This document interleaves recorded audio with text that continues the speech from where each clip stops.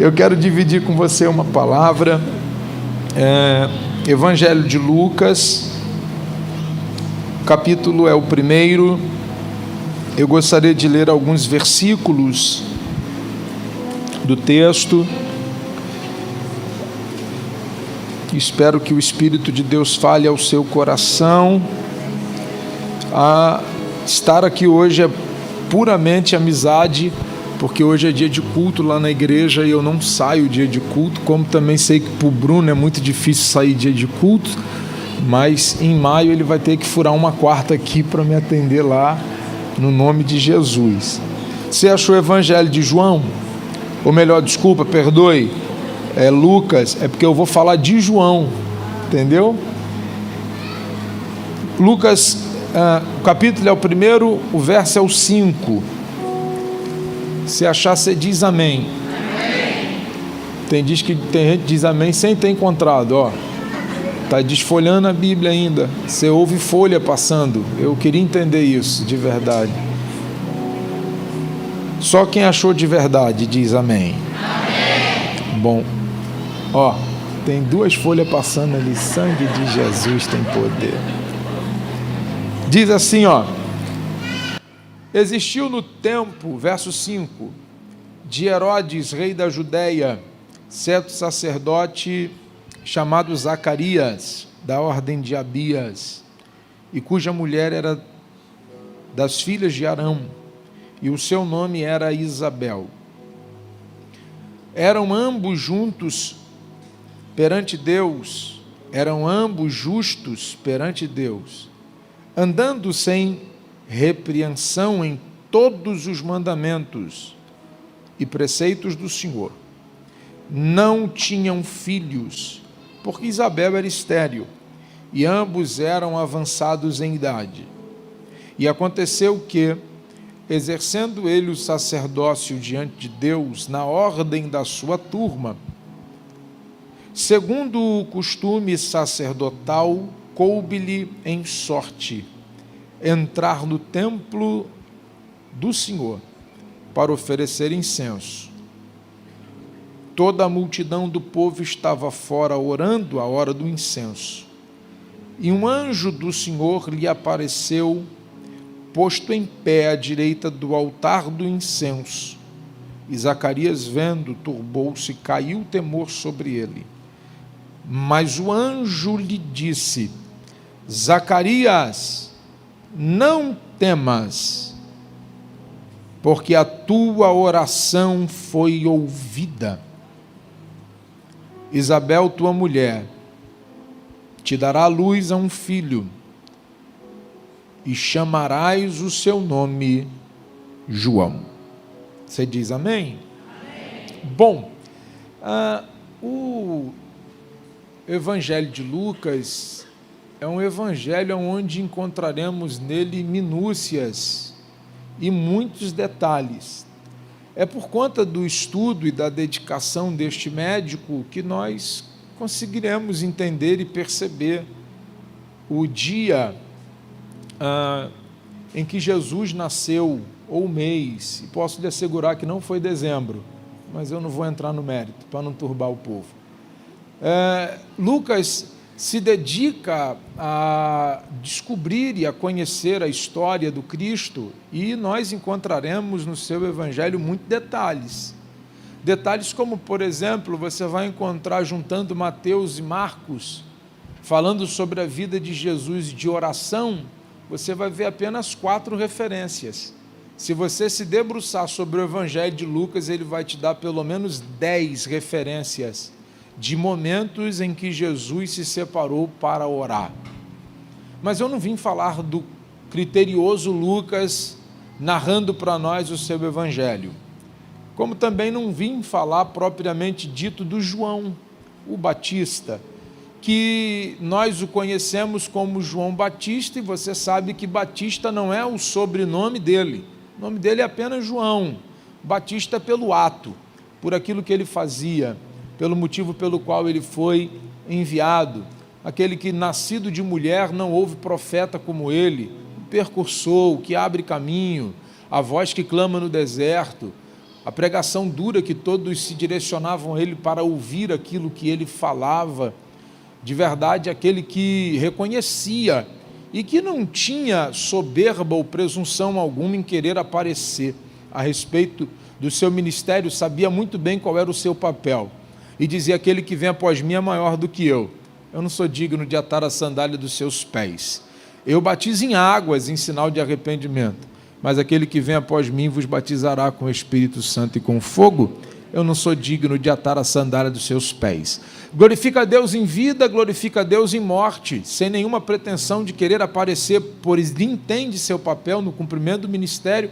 Até na morte não faz questão de aparecer, pois tendo a cabeça decapitada ou degolada, quando você vai num velório, tudo que você faz ver é o rosto, e o que você quer ver é a feição.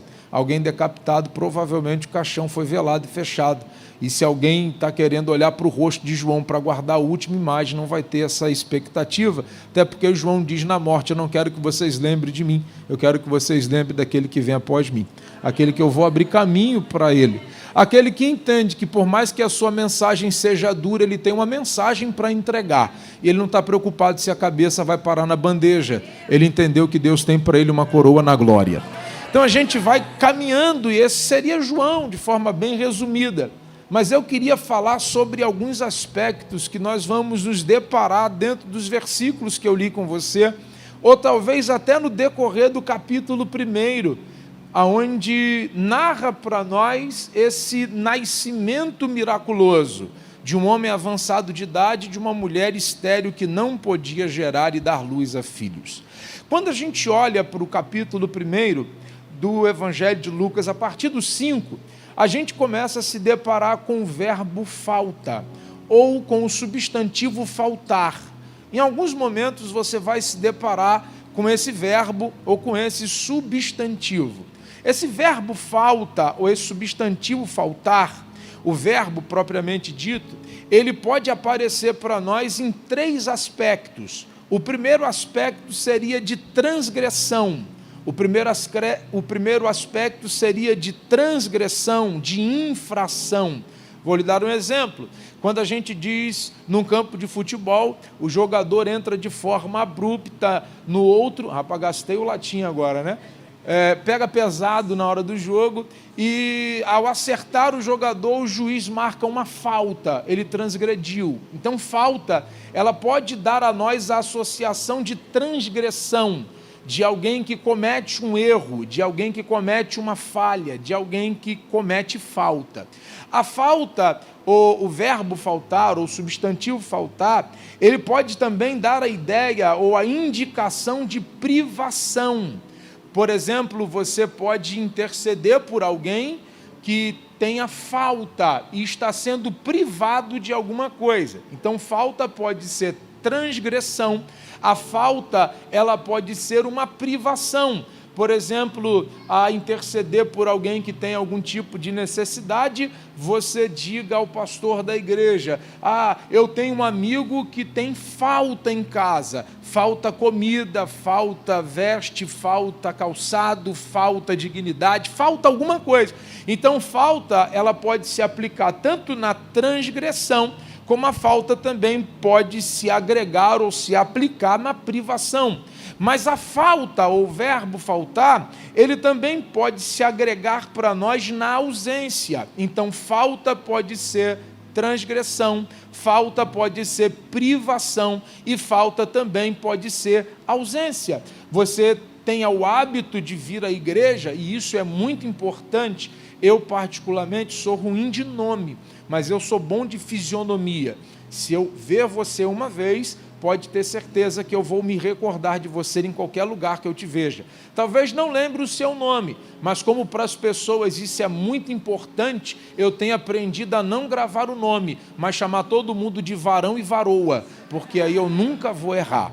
Então eu sei que isso é algo muito importante. Por exemplo, dentro da nossa comunhão, dentro da nossa comunidade, no aspecto igreja, a gente perceber que alguém faltou. que alguém não tem vindo. Eu lá na igreja, habitualmente, por ser bom de fisionomia, às vezes consigo dizer para alguém até a quantidade de culto que ela não veio. E as pessoas até se espantam quando eu digo, olha, tem 3 cultos que você não vem, estou sentindo sua falta. Então, a falta, ela pode ser uma transgressão, a falta pode ser uma privação e a falta pode ser uma ausência. Quando alguém não vem ao culto e você sente falta, é porque alguém está ausente. Eu vou lhe mostrar dentro do texto estes aspectos que eles aparecem para nós, estão imbuídos dentro do contexto que nós lemos. Observe o verso de número 6 e perceba o que Lucas escreve para nós a respeito de Zacarias e de Isabel. Os 2 andavam em justiça, os olhos de Deus e obediência de forma irrepreensível. Você pode ler o que está escrito aí, no verso de número 6?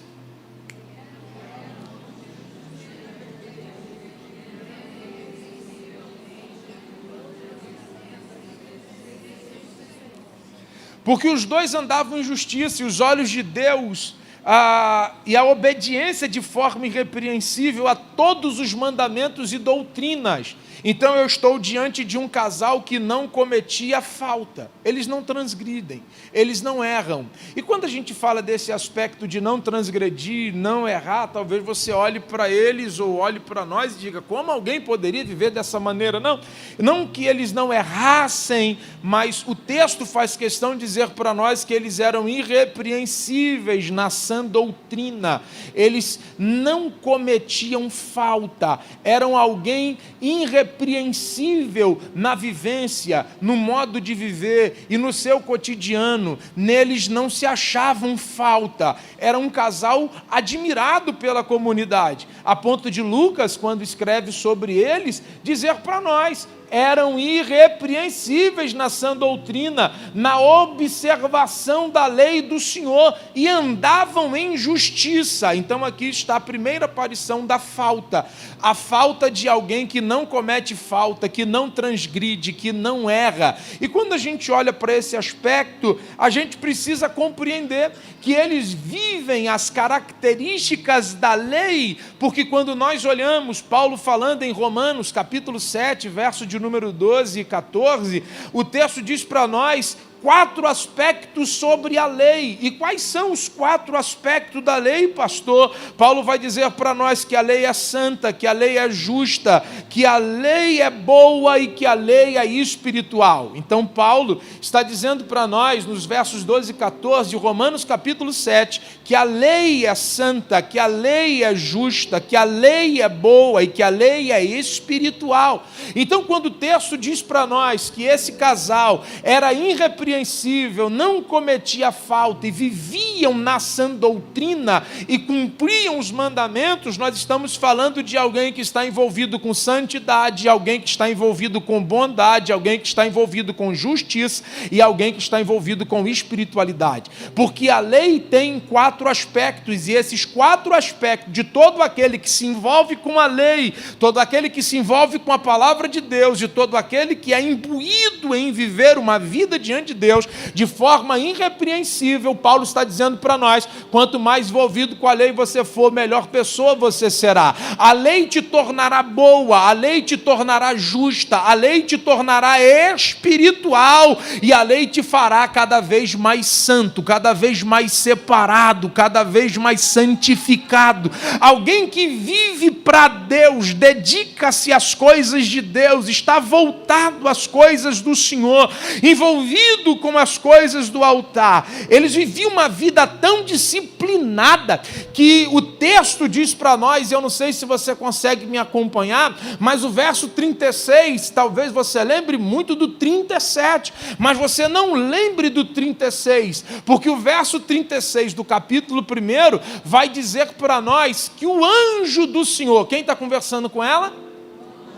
Não ouvi, quem está conversando com ela? O anjo do Senhor está conversando com a irmã Maria, não está conversando com Isabel. O texto diz para nós, eu não sei se vocês conseguem ter a mesma percepção, porque o 37 corrobora dizendo, não há nada impossível para Deus. Talvez a gente lembre do 1,37, mas talvez a gente não atente para o 1,36, porque o 1,36 está falando para mim que o anjo está conversando com Maria e falando para ela, olha, você vai gerar, você vai ser mãe de um filho, o que vai ser gerado em você é obra do Espírito, você vai conceber, você vai dar à luz sendo virgem. Imagina essa menina ouvindo isso. Imagina aí, pleno século 21 que nós estamos. Você consegue compreender e entender? Que o anjo chega para Maria e diz assim, ó, você é virgem, tá? Mas você vai conceber. Ó, você não vai conhecer varão, porque o que em você vai ser gerado é obra do meu. Essa menina está atônita, como quem diz, e daí? Como é que isso vai acontecer? Como é que isso pode acontecer? Aí o anjo, irmão, eu estou falando de um anjo. E eu vou frisar isso aqui até você entender e guardar. Um anjo está conversando com Maria, e Maria está com dificuldade de acreditar no que o anjo está anunciando para ela. Sabe quando é que Maria crê? Quando o anjo menciona o nome da prima dela. Quando o anjo fala para ela assim, lembra de Isabel, tua prima, que era estéril, que não podia dar à luz, já está grávida de 6 meses, não está? Então esse mesmo Senhor que operou na vida de Isabel, vai operar na tua vida. Pois para Deus nada é impossível. Não, pastor, explica para eu entender. A vida de Isabel é tão disciplinada que o seu testemunho de vida fala mais do que o próprio anjo que anuncia para ela o que vai acontecer. Não, você não pegou isso aqui na tua alma. Deixa eu explicar para você. A vida deste casal é tão irrepreensível que faz com que Maria acredite no que o anjo está falando com ela, não por quem fala com ela, mas por quem o anjo usa por referência. Você está louco. Não é um louco que está revelando o nome por aí. Estou falando de um anjo que desceu. A palavra do anjo para Maria não tem peso, mas o testemunho da sua prima está falando mais alto. Deu para entender? Oxalá que o Espírito de Deus nos tome e que nós nos envolvamos tanto com a lei, a ponto de que as pessoas tenham facilidade de acreditar no que se é pregado, não pela pregação, mas pela vida de quem anuncia. Minha vida prega, sua vida prega, que cale-se a terra e que ninguém tenha quem falar de você, pois quando alguém mencionar teu nome, evangelho tenha peso e credibilidade. Que quando alguém mencionar o fulano, não, eu acredito na palavra de Deus e eu sei que Deus é Deus, porque o fulano é homem de Deus, fulano é crente. Oxalá que Deus dê a nós uma vida tão ilibada, de um caráter íntegro, a ponto de que alguém fale a um anjo, mas o anjo não tenha tanto peso quanto a minha vida diante de Deus na terra, para que alguém olhe para mim e diga, é verdade, Deus é Deus, Ele existe. Eu lido com gente que tem caráter, eu lido com gente que tem vida. Eu conheço alguém lá na minha igreja, que se ele falou é verdade.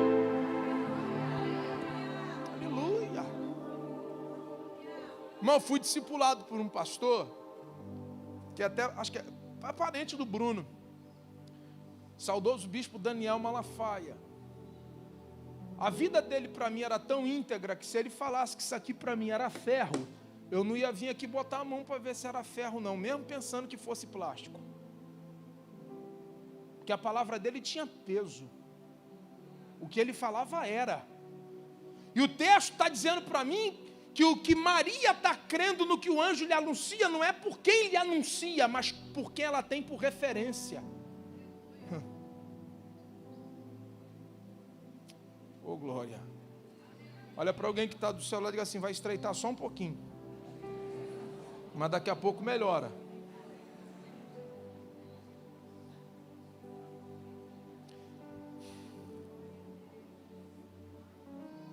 Você já ouviu isso aqui, não já? E isso é normal. Minha geração está carente de referência. Quem já ouviu isso aqui? Quem já falou isso aqui? Pode levantar a mão sem medo de errar. Quem já falou? Minha geração está carente de referência. Minha geração não tem referência. O saudosista, né? Porque parece que hoje se inverteu muitos valores. Eu vejo essa geração que começa a pregar, e não é que eu tenha muita estrada, eu faço isso desde os meus 13 anos. Eu tenho hoje 36, então eu prego desde os meus 13. Mas eu não prego desde os meus 13 no altar. Eu comecei sendo responsável do ar livre, porque a primeira vez que eu preguei na igreja era festa de adolescente, eu tinha 12 para 13 anos, eu chorei 25 minutos e preguei 5. Então, vergonha, mas o pastor me deu aquela oportunidade que talvez eu não estivesse preparado para abraçá-la. E aí, quando eu, depois de 2 meses, voltei nele para falar: pastor, eu quero pregar de novo. Ele disse: então você vai pregar a partir de hoje, todo domingo. Eu falei: glória a Deus, todo domingo não dá, pastor, não tem mensagem para todo domingo, só tem uma. Aí ele falou: então faz o seguinte, a partir de hoje você é responsável do ar livre. Me deu uma caixa amplificada e um microfone, falou: todo domingo você prega num lugar diferente, numa casa diferente, você pode usar a mesma mensagem e vai para a rua. E aí eu fui pregar na rua. Eu preguei 1 ano para ninguém, era eu e o amigo do gato, né? Um amigo que ligava a luz lá no poste, um magrinho que subia para ligar a caixa de som e eu gritar: quero cumprimentar os irmãos com a paz do Senhor, mas não tinha irmão nenhum, e os ouvintes com a boa tarde de salvação. Onde estavam os ouvintes eu também não sei até hoje, porque ninguém ia lá para ouvir, era 3 hinos da harpa, e depois eu ficava lá gritando e pregando. Um dia eu fui pregar perto de uma casa, próximo da linha do trem, o trem passou lotado, era dia de jogo, eu falei: rapaz, estou pregando há 1 ano para ninguém, trem lotado, amanhã eu entrego a caixa para o pastor. Domingo fui na igreja e falei: pastor, a partir de hoje eu não prego mais lá no ar livre. Ele prega onde? Eu falei: pastor, lá não tem gente, estou há 1 ano, ninguém salvou. Ele: vai pregar onde? Eu falei: vou pregar no trem. Viu o trem passar lotado, tinha 13 para 14 anos, ele falou: viu o trem passar lotado, no trem pelo menos tem gente. Segundo vagão, 7h30. Poxa, 14 anos eu estava fazendo, não tinha nem o níquel da passagem, entrei pelo buraco da linha. Quando estou subindo na plataforma, o irmão da igreja: paz do Senhor, varão, está indo aonde? Eu falei: sangue de Jesus tem poder. Aí eu falei: estou indo pregar. Ele falou: mas já começando errado, profeta. Dando calote, vaso. Eu falei: irmão, eu não tenho dinheiro. Ele falou: tu vai pregar quantos dias? Eu falei: todo dia. Ele: então amanhã tu passa na minha casa e pega o dinheiro, eu vou te dar a passagem da semana. Aí eu acabei e caí ilegalidade, mas não sabia como fazia. O que eu fazia? 14 anos, era o único desempregado dentro do vagão, entrava no segundo vagão, das 10 para as 7, ia até a Central do Brasil, ouvindo o que o irmão pregava e o que eles cantavam. Todo mundo descia, mudava o público, vinha menos cheio do que na ida, aí eu pegava e pregava o que o irmão pregava na ida, na volta para uma ida. Eu ia fazendo curso intensivo na ida e voltava aplicando na volta. Era teoria na ida e prática na volta. Cada um se vira como pode. Aí tu vai falar assim: mas pastor, era melhor pregar o que ele pregava na ida do que ficar sem fazendo nada, escorando em bengala e... Né? Mas assim que eu comecei meu ministério, pregando no trem, no ônibus, na rua, evangelizando na madrugada, abraçando mendigo, levando sopa. Mas aí a minha motivação de pregar na minha época era diferente. Quando eu olhava Gesiel Gomes, quando eu olhava Gilmar Santos, quando eu olhava Hidekazu Takayama, Poyang Shu, eu queria a graça que estava sobre eles, não o que eles tinham. Não era o business deles. Eu queria a graça que eles tinham, a minha atração era ser usado. Eu via o cara orando e gente sendo curada, igual o Gilmar Santos comendo máscara de canceroso. Eu falei: um dia Deus vai me usar desse jeito aí. Eu queria a graça que estava sobre ele, eu não queria o que a graça poderia gerar para ele. Diferente dessa geração, essa geração não está querendo ministério pelo que... Não, mas isso é outra mensagem. Mas por que o senhor está falando isso, pastor? Eu estou falando isso porque a gente está o tempo inteiro. Paulo, quando entra em Atenas e começa a escrever para o Corinto, Quando todo mundo olha e diz, nós não temos referência, aqui nós adoramos a Sócrates, a Platão, ao Deus da sabedoria, a tantos outros deuses. Aí Paulo entra na cidade e Paulo começa a usar a linguagem do atletismo, começa a falar de correr, de alcançar prêmio, de ser atleta de Cristo. Daqui a pouco Paulo, você não tem referência? Não, tem não. Paulo podia fazer igual a minha geração, pô. Estamos escassos de referência. Paulo não olhou para a geração dele e falou, já que não tem uma referência, eu vou me tornar uma. Deixa eu te falar um negócio. Só está escasso de geração, ou só está escasso de referência, e você vive o tempo todo replicando e dizendo, eu não tenho referência. Não tem referência porque você não se torna uma, porque você não decide virar uma, porque você não diz, eu vou me envolver com a palavra, eu vou me envolver com a lei, eu vou me santificar, a lei vai me tornar bom, a lei vai me tornar justo, a lei vai me tornar espiritual. Ô, geração é essa?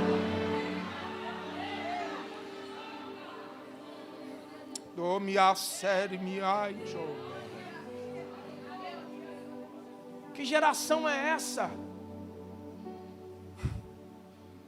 Eu, às vezes, fico vendo uns treinos na internet que o pessoal da minha época,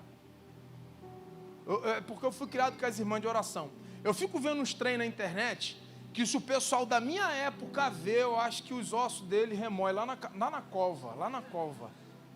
Porque os caras que nunca foram pastor, nunca dirigiram um ponto de pregação, nunca fizeram um ar livre, vou te ensinar como encher igreja.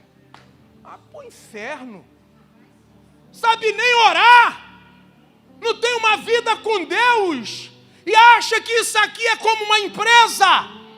Eu até sei que de dia tem um CNPJ, mas à noite ela é espiritual, ela é noiva. Eu sei que de dia ela tem empregada, eu sei que de dia ela é organizada, mas de noite ela é organismo vivo. E se nós não formos espirituais, nós nunca entenderemos a igreja.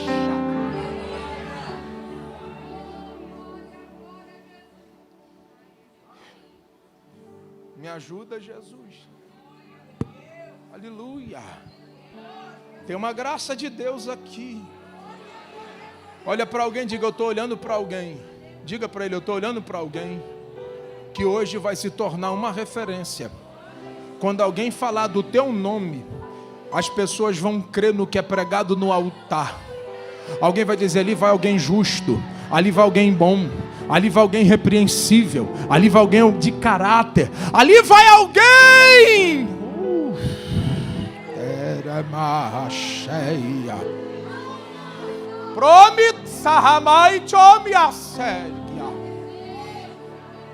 Aleluia. Então eu estou diante de um casal que não comete falta, ele é irrepreensível. Agora eu vou pegar na minha geração, agora vai dar ruim, mas vai ser bom, né ou não? Então vamos lá. Meu pai, lê o 7 aí.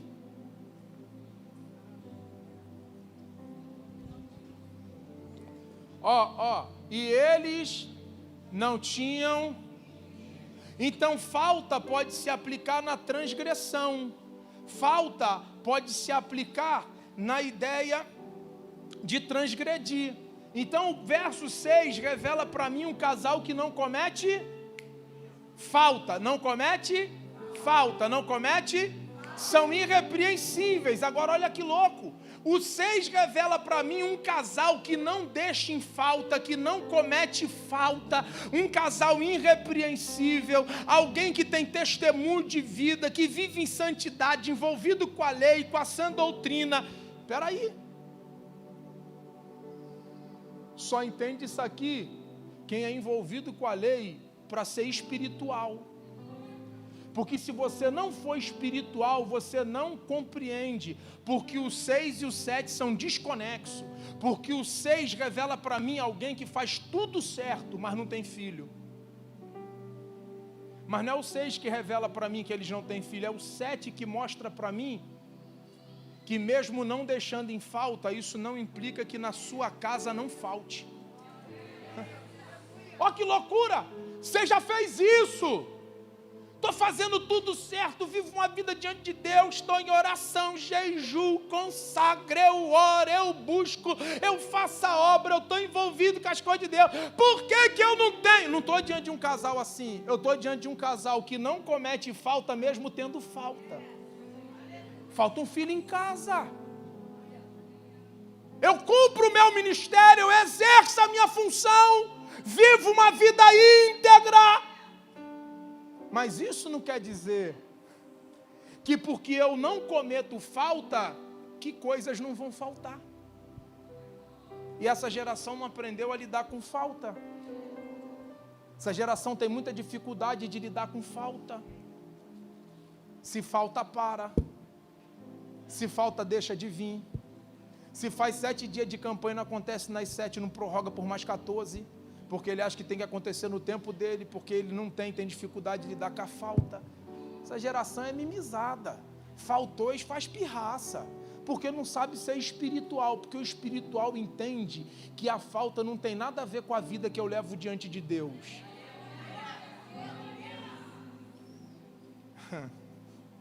Eu posso viver uma vida irrepreensível diante de Deus, e mesmo assim eu posso sofrer com falta.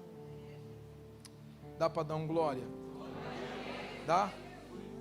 Andar na vontade de Deus não evita a falta.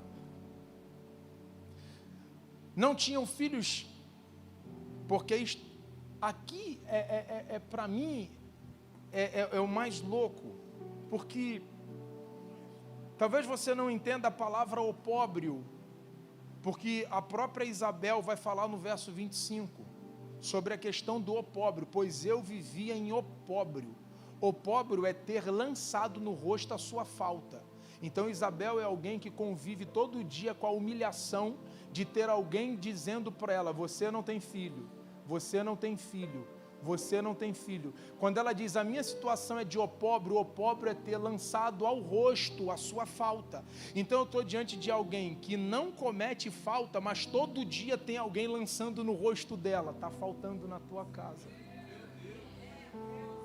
você não tem filho, você é estéril. Porque o conceito de esterilidade para a época, opróbrio é vergonha pública lançada no rosto. Então eu não cometo falta, mas o fato de eu não cometer falta não quer dizer que eu não sofra ausência e que eu não passe por vergonha ou por humilhação. Quando você olha para Atos dos Apóstolos, capítulo 14, 15, 16 ali, quando Paulo quer tomar uma decisão de ir para Troade, para ir para tantos lugares, aí aparece um varão para ele num sonho e diz para ele assim, ó: atravessa para onde? Atravessa para onde? Para Macedônia. Atravessa para onde? Para Macedônia. Então Paulo tem vontade de ir para muitos lugares. Tem vontade de ir para onde? Muitos lugares. Depois você lê o texto, vai falar pelo menos uns 4 a 5 lugares que ele tem desejo de ir anunciar. Mas naquela noite aparece para ele um homem, um varão, e convida ele, diz: atravessa a Macedônia. Agora olha para o texto de 2 Coríntios capítulo 7, versos 5 e 6. Esse eu quero ler com você. Se alguém puder, de repente, colocar aqui, sei que não foi combinado, mas só se tiver aqui para a gente poder acompanhar. Ou se não, alguém achar, pode ler aí para mim. 2 Coríntios capítulo 7.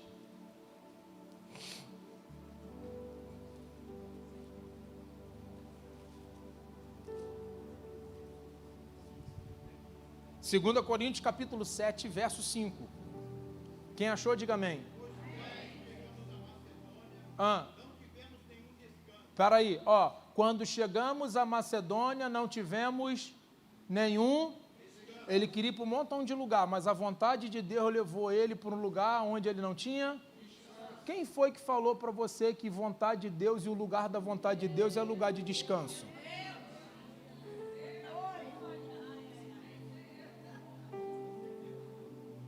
Eu estou fazendo o que Deus mandou fazer, e porque eu estou fazendo o que Deus mandou fazer, a vida é de rei de maracujá? Paulo está dizendo que quando eu cheguei à Macedônia, estou no lugar que Deus me mandou, estou no lugar que Deus me plantou. De repente, Paulo, se fosse esses crentes que não são espiritual, ia dizer, a visão era do capeta. Eu nem sei de onde surgiu esse varão que levantou e falou para eu ir para Macedônia, porque eu estava em paz indo para onde eu estava indo, mas quando eu cheguei na Macedônia, eu não tive repouso, descanso. Continua aí, meu amigo. Espera aí, fomos o quê? De toda forma. Então, vontade de Deus é lugar de tribulação, gente. É que essa geração não aprendeu. Você quer ver? Ó? Salmo 23. Cita aí que você sabe de cor. Espera aí. O Senhor é o meu... Não, é tradução. O Senhor é meu pastor e não me faltará o Senhor. O que não falta é o Senhor, coisas faltam. Ele chama Moisés e diz, vem comigo, vou celebrar uma festa contigo no deserto. Você já foi em festa com pouca comida, mas festa sem nada para comer só de Deus. Porque eles atravessam o mar em 3 dias, sem comer e sem água para beber. Mas o Senhor estava lá. Faltava comida e faltava bebida, mas o Senhor estava lá. Pastor, mas é velho, eu estou no novo. Porque não é nem velho, é antigo. Porque para a cultura velha é tudo aquilo que não cumpriu o seu propósito. Então eu nunca posso chamar o antigo de velho, porque chamar o antigo de velho é dizer que o velho não tem propósito. Mas isso é outra conversa. Olha para cá. Olha para mim aqui, me dá a tua atenção. O texto diz que a multidão caminhava com Jesus 3 dias. Quantos dias? 3. Aí Filipe chega assim, ó, despede-os, porque se não os despedir, eles vão desfalecer no caminho. Vão desfalecer no... Gente, pega comigo aqui, eles estão há 3 dias ouvindo a palavra, se alimentando da palavra e não desfalecem. Filipe só percebe que eles só vão desfalecer se parar de ouvir a palavra e se forem dispersos pelo caminho. Você ainda não entendeu porque eu tenho um monte de gente desfalecendo e morrendo no caminho? Porque eles perderam a capacidade de se alimentar da palavra de Deus como porção diária. Enquanto eles ouvem a palavra, eles têm vigor e continuam seguindo. O problema é quando vai pelo caminho e deixa de ouvir o que estão ouvindo. Aí Jesus diz, dá a voz de comer. E nem 200 denários seria suficiente. Você conhece a história. Jesus estava lá ou não estava? Faltava pão, não faltava o Jesus que provia o pão. Porque coisas podem faltar, o que não pode faltar é que essa geração não entendeu que Jesus é suficiente. Essa geração ainda não entendeu que Jesus é suficiente. Agora olha o que Paulo continua dizendo. Opa, botaram ali para mim, ó. Portanto, temos sempre confiança e saber... Não, o 5. É porque a tradução ali é NVI. A do senhor aqui é melhor. Lê aí para mim, por favor. Ó, Paulo diz assim, ó, estamos sendo atribulados por todo lado. Por fora... combates e por dentro temores. Paulo está dizendo assim, ó, eu estou com guerra interna e estou com guerra externa desde o dia em que eu decidi atravessar a Macedônia e fazer a vontade de Deus. Então vontade de Deus é lugar de confronto e embate. Vontade de Deus é lugar de confronto e embate. E ela não vai dar para mim descanso, porque a vontade... Pega logo, Vasco, que eu vou cair aqui. Agora lê o 6 para mim, por favor. Deus, porém, que consola. Paulo está dizendo assim, ó, por dentro eu tenho confronto, ou por fora eu tenho embate, e por dentro eu sou confrontado. Mas glória, pois, a Deus, que por Ele eu sou o quê? Porque Deus levantou um moço chamado Tito, que chegou a ajudar Paulo nos seus confrontos e nos seus embates. A minha oração é que Deus levante alguém no meio da tua guerra, que traga para você confronto, mas que traga para você consolo, porque o lugar da vontade de Deus é lugar de confronto, mas é também lugar de consolo. Então, se você hoje entrou aqui debaixo de guerra, tranquiliza a alma. O mesmo Deus que te leva para o lugar do confronto é o mesmo Deus que te consola.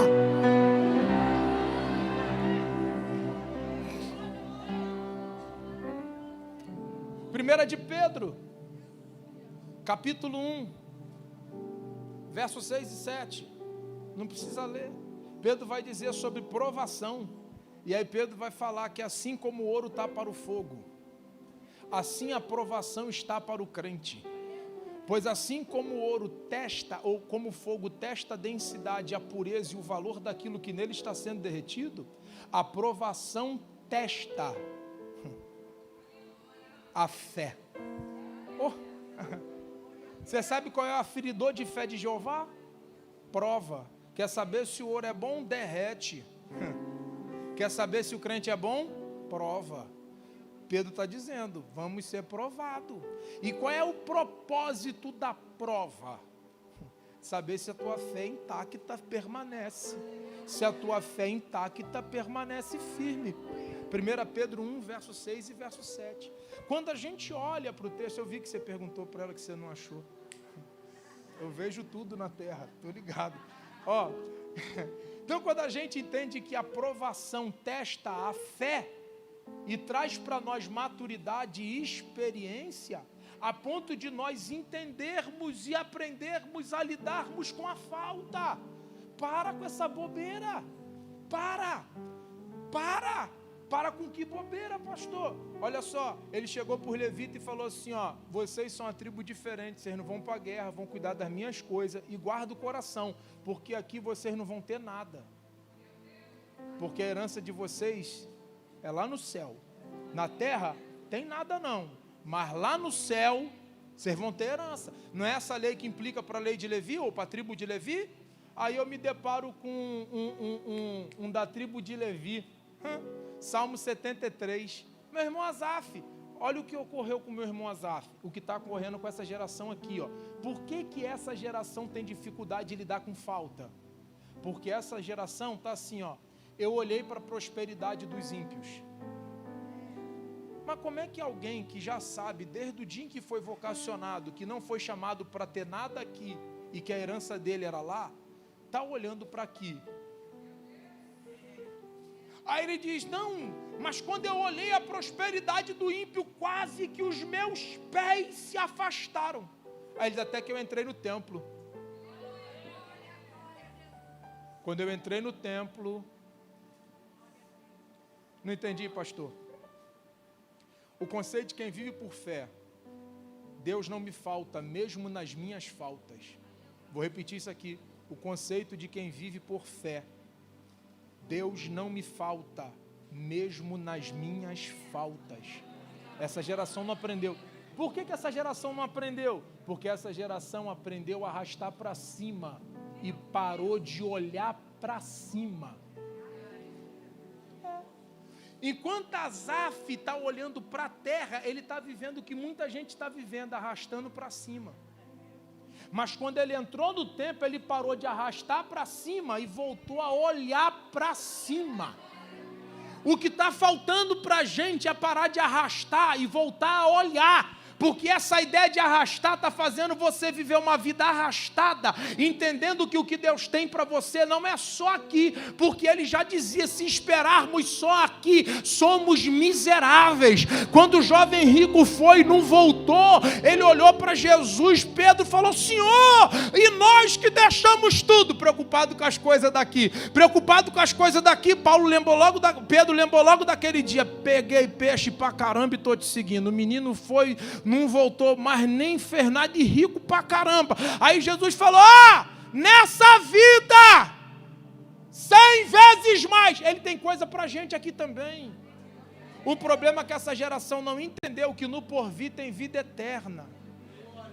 E Jesus cuidou da gente em todas as áreas, porque Pedro olhou para a vida do rico e quis comparar a dele com a do rico. Jesus falou, aqui eu tenho 100, mas lá eu tenho mais.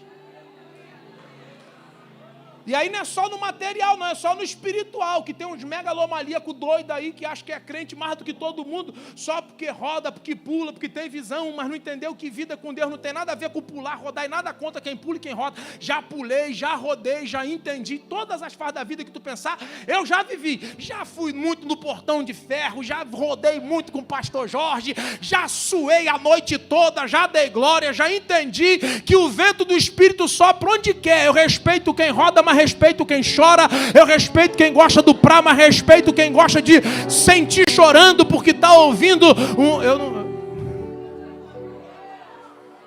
respeito todo mundo, o evangelho é para todo mundo. É o worship que me mata ainda um pouquinho. Essas notas melancólicas só para baixo, uma repetição que parece mais um mantra do que qualquer outra coisa. Maranata, Maranata, Maranata, e repete, isso me dá uma agonia. Poxa, quando eu boto a titia Shirley, pelo amor de Deus, eu fico arrepiado. Mas é para... Não, eu pego Vitorino Silva, quando eu pego Oséias de Paula, pego uns trem com letra, com conteúdo, com um negócio assim, que faz, pô, o cara com 36 anos, calma, lá na Arca de Noé. Mas deixa eu falar um negócio para você aqui. Pegou, né, Vaza? Então a gente precisa começar a compreender que a gente e o próprio Cristo nos ensinou, quando o problema era com o rico, ele falou, se o teu problema é olhar para a vida dele e esquecer que eu te chamei para uma proposta maior do que para essa vida, você vai perecer. Aí quando o problema foi espiritual, quando eles vieram felizão, expulsamos o demônio, e os demônios se sujeitam à nossa vontade, estou cheio de Deus, e ó, se alegra com isso não. Bom mesmo é ter o nome escrito no livro da vida. Jesus sempre baixava a bola da galera. Baixa a bola para tu entender que nem muito para lá, nem muito para cá. O equilíbrio é essencial. Então para de ficar seguindo gente que manda tu arrastar para cima e não te ensina a olhar para cima. É do alto que vem o socorro.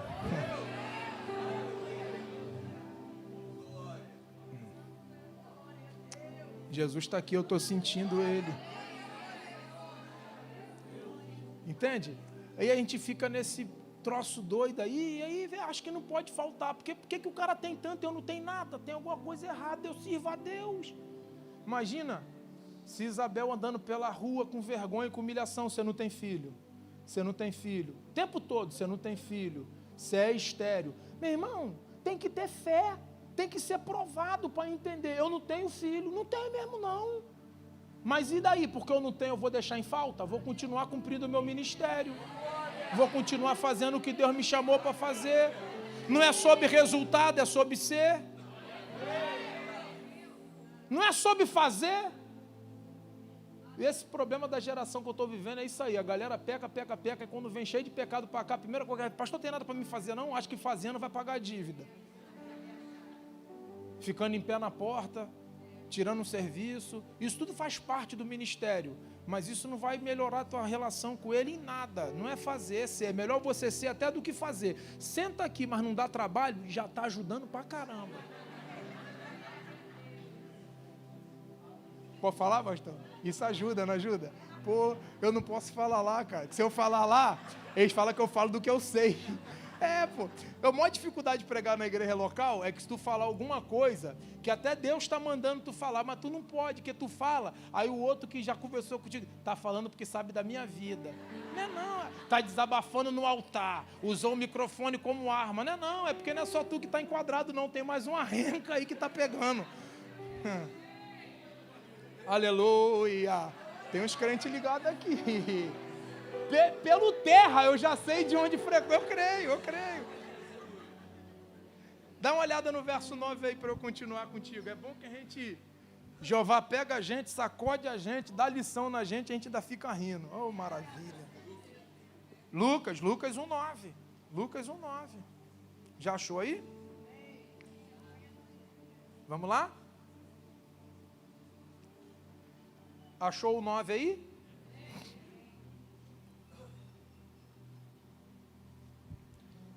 Achou? Pode ler? E ele foi escolhido por sorte de acordo com o costume do sacerdócio para entrar no santuário e oferecer olha para mim aqui que eu vou falar devagar. Não cometiam falta, mas tinham falta. Diga, não cometiam falta, mas tinham.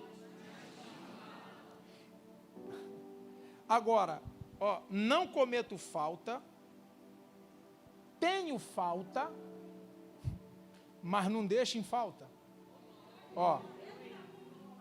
Não cometo falta porque não transgrido. O fato de transgredir não me exime nem me isenta de falta, porque vai faltar. Agora o verso 9 revela para mim alguém que não deixa em falta, porque não cometeu nenhuma transgressão. O verso 6 e o verso 7 revela para mim alguém que não comete falta, mas tem falta, E o verso 9 revela para mim alguém que não comete falta, que não deixa em falta. Não deixa em falta. O que ele está fazendo? Está o quê? Oferecendo incenso na hora nona. Está exercendo o seu ministério. Está faltando, mas eu não deixo em falta. Eu vou cumprir o que Deus me chamou para cumprir. Eu vou fazer o que Deus me chamou para fazer. A falta não pode anular o meu ministério. A falta não pode anular a minha presença nos cultos. A falta não pode fazer com que eu me tranque e queira ficar em casa e não olhar a cara de ninguém. A falta tem que revelar quem eu sou. E por meio da fé eu estou sendo provado. E a falta vai me fazer cumprir o meu ministério a ponto de eu não deixar em falta. Está faltando, mas eu estou cantando, está faltando, mas eu estou pregando, está faltando, mas eu estou pastoreando, está faltando, eu estou dando aula na escola dominical, está faltando, eu estou dando folheto na rua, estou entregando cesta básica, faltando alimento na minha casa, mas eu estou cumprindo o meu. Diga comigo isso aqui, diga assim, ó, minhas faltas pessoais não me deixarão em falta com Deus. Na falta de um filho em casa não pode faltar um sacerdote no altar. Eu vou repetir isso aqui vale um glória. Na falta de um filho em casa não pode faltar um sacerdote no altar. Deixa eu te ajudar. Quantas vezes Ana foi grávida para o altar? Ana, aquela lá de Eucana, que tinha uma inimiga chamada Penina. Lembrou? Quantas vezes Ana foi grávida para o altar? Oi? Nenhuma. Quantas vezes? Agora, olha o texto com atenção. Porque a tristeza de Ana incomodava o seu marido Eucana. E Eucana dava para ela porção dobrada. Guarde isso aqui. Ana não tinha problema na cama. Mas a cama nunca gerou nela o que o altar poderia gerar. Da cama para o altar ela nunca foi grávida, mas no altar. Você ainda não entendeu. Você acha que o que vai resolver suas coisas, seus relacionamentos, que vai resolver suas coisas? Seus amiguinhos, que vai resolver suas coisas? Seus padrinzinhos, que vai resolver tuas paradinhas? O coleguinha. Quem vai resolver? Ana não tinha problema na cama não, o marido chegava junto, Eucana tinha filho, Penina tinha filho pra caramba, tribulava a irmã Ana, que não tinha nenhum. Ela falou, não, mas meu amor por você é porção dobrada, eu te dou altar até mais do que 10 filhos, eu te amo, mulher. Mas a cama nunca resolveu o problema de Ana, porque da cama pro altar ela nunca foi grávida, mas do altar para a cama. O que algumas pessoas ainda não entenderam, que é no exercício do ministério. Se a falta de um filho fizesse Zacarias dizer assim, eu não vou não. Hoje eu não vou. Estou cansado, pô. Toda vez que eu vou, alguém para minha mulher e diz, é estéril.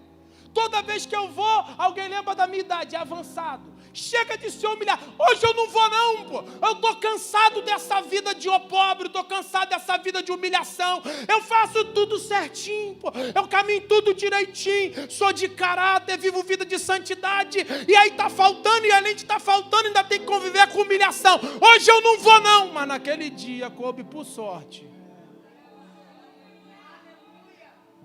Deixa eu te falar um negócio. Por não saber que dia vão cantar teu nome na senha, não falta culto não. Falta não, porque hoje pode ser o dia que Jeová decide cantar Zacarias! Aleluia! Aleluia! Aleluia!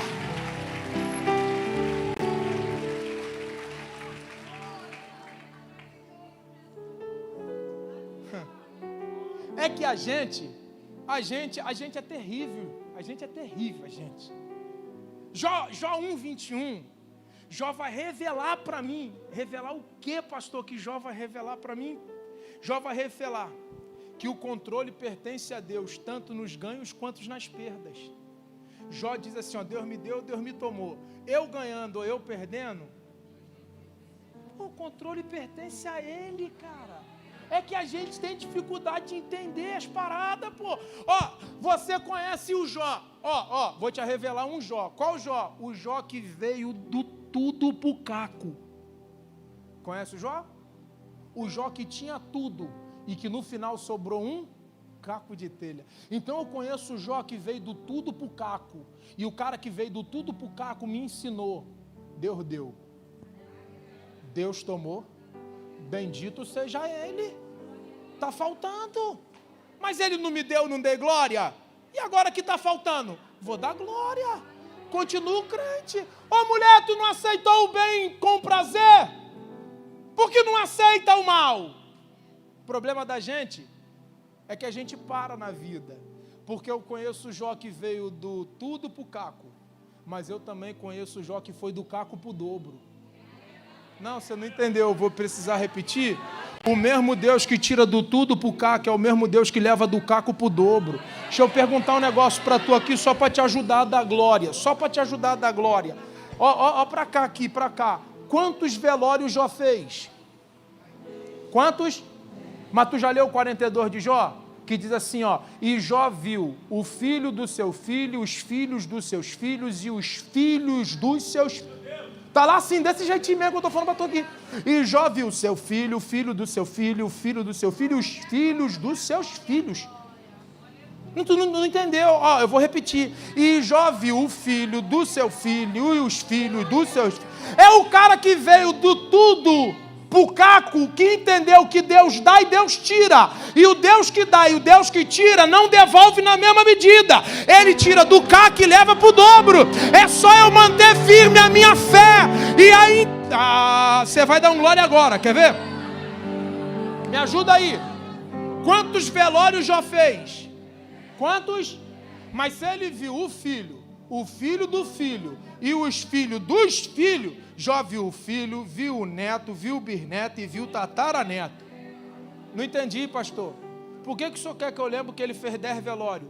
Para mostrar para você que o Deus que tira do tudo para o caco e leva do caco para o dobro, ainda que tenha te gerado dores, ele vai gerar muito mais alegria do que dor. Espera aí, segura para tu dar um glória. Jó fez 10 velórios, mas Jó foi a mais aniversário e festa em ação de graça do que a enterro, porque ele viu filho do filho, filho do filho, filho do filho, filho do filho, filho do filho. Não, você não entendeu? Eu sei que pode estar doendo agora, mas o Deus que eu sirvo está mandando eu te dizer: aprenda a lidar com a falta, conviva com a falta, mas não deixe em falta, exerça.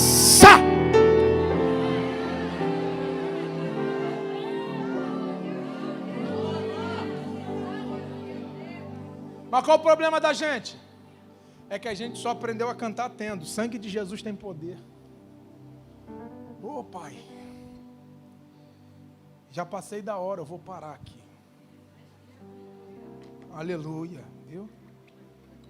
Posso falar só essa aqui? Poxa. O problema da gente é que a gente aprendeu só a cantar quando tem. Salmo 106. Pegue as suas harpas. Cante os hinos que cantavam em Sião. Nós, como cantaremos? De nós foi roubada a alegria, nossa harpa está pendurada. Como salmodiaremos? Nossos filhos foram tirados. As grávidas tiveram seus neném mortos. Pegaram os nossos filhos e deram com a cabeça dele nas pedras. Invadiram a nossa cidade e nos sitiamos. E nos sitiaram. Canta. Canta, canta. Como cantar? Está faltando. Não estou na minha casa, sou escravo. Aí Abacuque entra. Ainda que a figueira não floresça, ainda que não haja fruto na vide, ainda que o produto da oliveira minta, ainda que nos currais não haja vaca, e que as ovelhas da malhada sejam arrebatadas, todavia,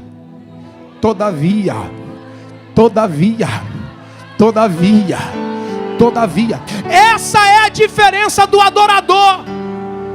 Qual é a a diferença do adorador? Porque tem diferença de quem canta, tem diferença de quem louva e tem diferença de quem adora. Quem canta, canta porque nasceu com dom. É só você lembrar do Péricles. Não canta nunca para Deus, mas tem uma voz fora do comum. Nasceu com dom, vai cantar a vida inteira. Péricles não sabe o que é adorar. Ele sabe o que é cantar porque nasceu com dom. Mas tem uns crentes que também não sabem o que é adoração. Ele sabe o que é louvor, porque louvor é atribuir honra e glória devida por algum benefício. Então a gente aprendeu a louvar. Louva quando tem, louva quando dá, louva quando faz, louva quando acontece. Porque eu te louvo pelos teus feitos, te louvo pelos teus atos, te louvo por tua benignidade, te louvo pelo ar que eu respiro. Quem canta, canta porque nasceu com dom. Quem louva, louva porque está agradecendo por alguma coisa. Mas só quem aprendeu que é adoração, entendeu que eu não preciso ter para adorar, eu não preciso ter para adorar, eu não preciso ter para adorar.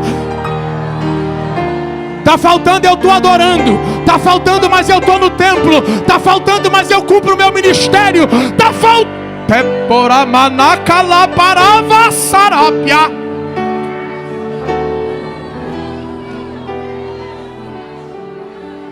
Aproveitar que você ficou em pé, fique em pé comigo.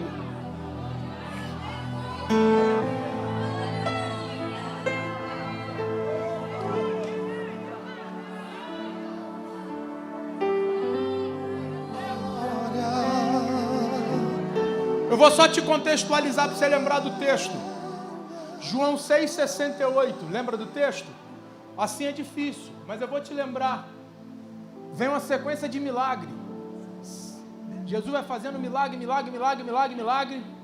Multiplica pão, cessa milagre, ele começa a pregar. O discurso é duro. A multidão está indo embora. Dos discípulos só resta 12, dos 70 que ele já tinha angariado. O pau está quebrando. O negócio agora é reino, é salvação. O negócio agora não é multiplicação. O negócio agora não é toma. O negócio agora não é abre a porta. O negócio agora não é seja curado. O negócio agora está quebrando.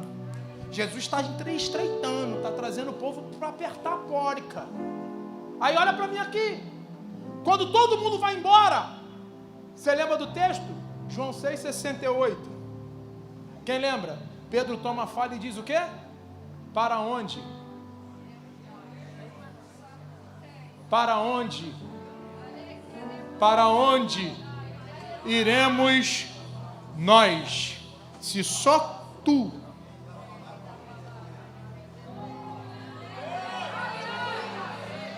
Eu posso te dar a minha versão? Posso? Eu resumi todo esse versículo numa frase. Quer ouvir? Na ausência das tuas mãos eu fico com o que sai da tua boca. Porque enquanto a mão fazia, a multidão estava lá. Quando a mão parou de fazer, só saía a palavra. O que sustenta a crente não é o que sai da mão. Você mesmo pode ser prova viva do que você já viveu. Veio aqui porque precisava de uma porta, a porta abriu, você desviou. O que sustenta a crente não é o que sai da mão. Você pode conhecer gente que estava doente, que falou: se Jeová me curar, eu sou crente, está no mundo. Largou Jesus. E por acaso, de repente, tem até algum desviado aqui que procurou a mão. Mas eu tenho aprendido na minha caminhada que o que sustenta a crente não é o que sai da mão, mas é o que sai da boca dele. Pedro está me ensinando. Está faltando o que sai da mão, está faltando. Não tem paralítico andando, não tem cego vendo, não tem coxo andando, não tem provisão, não tem porta, não tem multiplicação. Mas Pedro entendeu: para onde eu vou? Não está saindo nada da mão, mas andando contigo eu aprendi que o que me sustenta é o que sai da tua boca, não é o que sai da tua mão. Enquanto a gente se mover pelo que sai da mão, você vai ver essa geração de crente ruim e fraco. Mas se a gente começar a entender que o que nos sustenta é a palavra vai me ensinar. Eu não cometo falta, mas vai faltar na minha casa. E quando faltar, eu não vou deixar em falta. Vão me procurar e vão me achar. Aonde? Lá dentro do templo, na hora nona, oferecendo meu incenso e adorando ao meu Deus. Eu não tenho motivo, mas eu vou para lá adorar. Eu não tenho porquê, mas eu vou para lá render a minha adoração. Pau está quebrando, está faltando tudo, mas eu vou continuar adorando.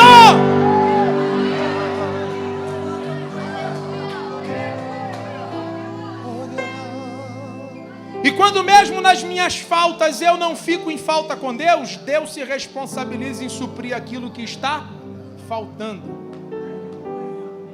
Eu vou devolver o microfone a quem de direita. Terminando para você com um verso que diz: e o Senhor ouviu a oração de Zacarias. E o Senhor ouviu a oração. Só para me ajudar, Zacarias estava onde? Zacarias estava onde? Isabel estava onde? No pátio. Estava onde? No pátio. Talvez seria essa a lógica. Zacarias no templo, Isabel estava no pátio. Estava onde? Enquanto alguém dentro cumpre seu ministério. Guarda isso aqui. Enquanto alguém dentro cumpre seu ministério, o milagre não cumpria-se só na vida de Zacarias. Porque enquanto alguém aqui dentro cumpre seu ministério, alguém lá fora no pátio está sendo visitado. Não, você não entendeu. Enquanto eu cumpro aqui dentro, ele visita alguém lá na minha casa agora. Enquanto eu cumpro aqui dentro, ele visita alguém da minha família agora. Enquanto eu exerço, enquanto eu trabalho, eu cuido das coisas dele, ele cuida das minhas coisas. Zacarias está dizendo: eu estou queimando o meu incenso, está faltando, mas hoje é dia da vergonha ser removida, Zacarias. Daqui a pouco, quando olharem para tua mulher e pensarem: é estéril, não, vão ver a barriga crescendo. E vou te falar, João, teu projeto já tem até nome. Qual é o nome? Quando nascer, bota de João. Eles não sabem não que eu vou te emudecer, falar nada com ninguém, mas quando nascer, tu vai entender que o que está sendo gerado aqui dentro, enquanto tu exerce teu ministério, já tem nome e dia para nascer, já tem nome e dia para nascer, já tem nome e dia para nascer. Pode? Glória. Então diga assim: eu não deixo em falta, mas vai faltar. E quando faltar, eu não vou deixar em falta. Eu vou cumprir meu ministério. Porque não deixei em falta, Deus se encarregará de suprir toda a falta. Não vai faltar não. Deixa eu fazer uma pergunta. Quem está aqui afastado, faz assim com a mão só para eu conhecer, não é para voltar. Afastado, só com a mão assim, só para eu conhecer. Tem uma amiga aqui, deixa eu ver onde tem mais, que eu vi mais mão levantada. Tem outra mão lá, tem outra mão ali. Eu posso orar por vocês? Vocês poderiam vir aqui na frente para eu orar. Não é para voltar, é só para eu orar. E depois vocês podem voltar para o lugar de vocês sem nenhum problema. Só se você quiser que eu ore por você. Está afastado, vem aqui na frente, eu quero orar por você. Só quero orar. Não, precisa aplaudir não, que não tem ninguém voltando.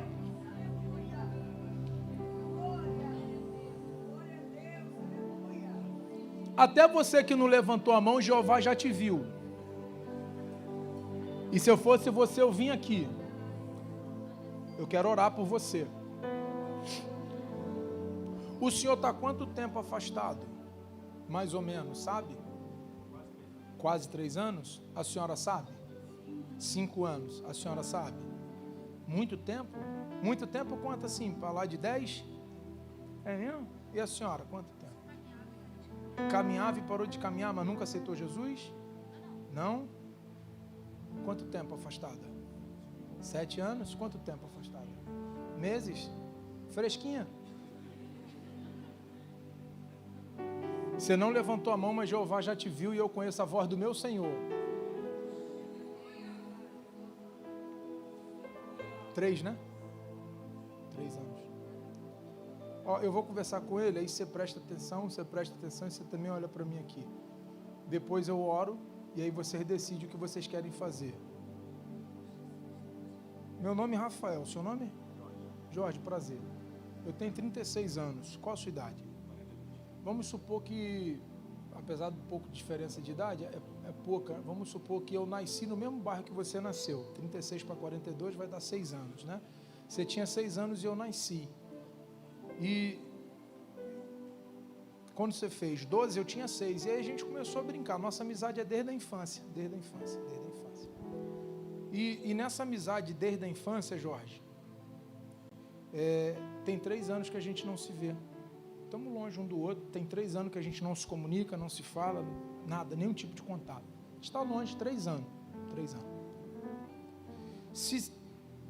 Tendo sido criado toda a nossa infância juntos, e há 3 anos sem nós nos vermos, se de repente eu descubro o seu endereço e eu vou lá na tua casa, Jorge, eu bato na tua porta, quando me visse, qual seria a sensação? Satisfação, alegria, felicidade? Quando me visse na tua porta, quando me visse na sua porta, de tanta alegria, de tanta felicidade, você me deixaria ali no portão ou você me convidaria para entrar na sua casa?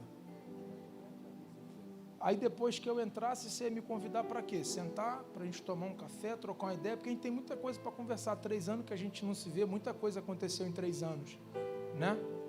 Você imagina, Jorge, eu acabei de me apresentar para você, criei uma história de amizade, 3 anos de distanciamento, disse que bati na tua porta, tu abriu e me convidou para entrar e logo sentamos e tomamos um café. Apocalipse 2, ele disse, eu estou à porta e bato, se você ouvir a minha voz eu entro. E se você deixar eu entrar, eu sento. Se eu sentar, a gente ceia. E se a gente cear, a gente volta a ter comunhão. Olha que louco. Você abriu a porta para um amigo de infância e está deixando Jesus do lado de fora da tua vida. É louco, né? 10 anos sem Jesus, vivendo uma vida longe dele. Aí hoje, do nada, ele decide marcar um encontro com vocês, bate na tua porta, vocês abrem a porta para mim entrar, mas não vai deixar Jesus entrar na vida de vocês. Você vai querer fazer 3 ou vai voltar hoje? Vai querer fazer mais 7 anos afastado ou vai querer voltar hoje? Vai querer continuar mais 10 anos longe? Vai querer continuar mais 3 anos longe? Vai querer ficar sem caminhar? Vai querer viver a vida que vocês estão vivendo? Porque de verdade, olha só, o que mais tem aqui é lugar para ir em Nova Iguaçu. Vocês tinham um monte de lugar para ir. Eu queria saber o que vocês desviados estão fazendo aqui dentro. Eu queria. Tem uma explicação plausível para a senhora estar aqui? Não, sem justificativa. Esquece a justificativa. Tem justificativa para a senhora estar aqui, uma vez que a senhora não quer mais nada com Jesus, está chateada com os crentes, aborrecida com qualquer coisa, sei lá qual foi o problema que te levou para longe, mas a senhora está aqui. Mas não era para estar, a senhora escolheu não estar. Que se eu estou chateado com o dono da casa, eu vou fazer o quê na casa dele, pô? Com tanto lugar para ir, vocês estão fazendo o quê aqui? Saudade de casa. A ausência de Deus. É que vocês já viram que não dá para viver sem Ele, mas vocês são teimosos e querem continuar batendo cabeça. Vai viver mais 7? Vai viver mais 3? Vai viver mais 10? Vai viver esse tempo todo longe? Vocês abrem a porta para mim, mas deixa Jesus do lado de fora? Se alguém quiser voltar para Jesus, é só levantar a mão, mas eu vou orar antes de vocês levantar a mão. Porque a minha... Quer levantar a mão? Está voltando para Jesus. Está voltando para Jesus. Vai ficar mais 7 mesmo? Vai? Vai ficar mais tempo mesmo? Deus abençoe. A senhora não quer voltar a caminhar, não? Quer? Então é só fazer assim com a mão. E você vai continuar longe mesmo ou vai voltar? Está caminhando? Que Deus te abençoe na tua caminhada. Cuidado para não cansar no caminho e desistir de caminhar. Estende a mão para cá que eu quero orar por eles. Os que não reconciliaram, não voltaram, pode voltar para o lugar depois da oração. Os que voltaram, permaneçam aqui. Alguém vai acompanhar vocês para falar com vocês. Pai, no nome de Jesus, eu glorifico o Teu nome, porque o Teu Espírito é que convence o homem do pecado, da justiça e do juízo. Não são as minhas palavras, mas é o Teu Espírito. Então, por isso eu clamo por muita misericórdia, porque esses que não levantaram a mão estão com muita dificuldade de ouvir a voz do Teu Espírito, pois o Teu Espírito não conseguiu convencê-los. A dureza de servir de coração, a ausência do Teu Espírito, a falta de Deus.